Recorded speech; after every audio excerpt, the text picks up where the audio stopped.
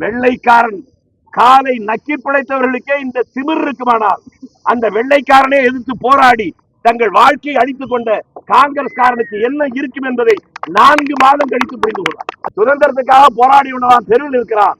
சுதந்திரமே வேண்டாம் என்று மாநாடு போட்டு தீர்மானம் போட்டவர்கள் ஆட்சியில் இருப்பது மட்டுமில்லாமல் இப்படிப்பட்ட கூட்டம் நடப்பதற்கு கூட அனுமதி தராதல்ல, மிரட்டி பார்க்கிறார்கள். நண்பர்களே, 2-3 நாட்களுக்கு முன்பாக அந்த கட்சியுடைய மிக முக்கிய தலைவர்கள் ஒருவர் காமராஜரை மட்டுமல்ல, உலகத்தில் இன்றைக்கு ஒரு தலைவருக்கு 100க்கும் மேற்பட்ட நாடுகளில் சிலை இருக்கிறது என்றால் மகாத்மா காந்தி. அந்த காந்தியை பற்றி பேசுகிறது என்னடா காங்கிரஸ்காரன், காந்தியே உள்ள படுக்க வச்சவனே நாங்க தாண்டா, உங்களுக்கு எல்லாம் என்னடா இருக்கு என்று கேட்கிறார். அது என்ன உள்ள படுக்க வச்சு எனக்கு புரியுது, துரைமுருகனை உள்ள படுக்க வச்சோன்னா எனக்கு புரியுது, பொன்முடிய உள்ள படுக்க வச்சோன்னா புரியுது, பிஆர் பால உள்ள படுக்க வச்சோன்னா புரியுது, பேசினவரே உள்ள படுக்க வச்சாங்க அப்படின்னு சொன்னா புரியுது.